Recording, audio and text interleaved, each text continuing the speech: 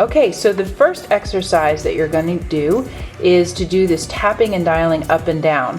And the reason why we want to make sure that we're actually starting lower on the dial than we think that they can. In order to be fluid, we're going to anchor the remote in our hand with our ring finger and our pinky, and then we're going to be tapping that black button with the middle finger, and then our index finger and our thumb are both going to be on the dial. So the exercise is to practice tapping and scrolling up and down. Don't worry about the numbers initially, just get used to that movement of that scrolling up and down.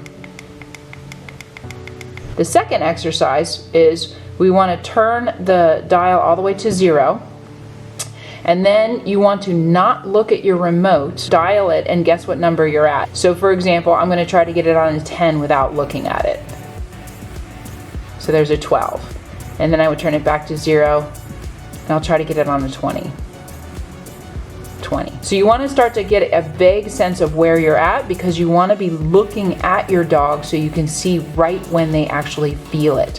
For example, I wanted them to come into me. I would start them down here, and I would say, Zoe, come, and I would tap, tap, tap, tap, tap, and as soon as she felt it, probably at a 10 or 11, she would turn around and come back to me. Sometimes she'll feel it at an 8, and so I don't want to get up to the 10.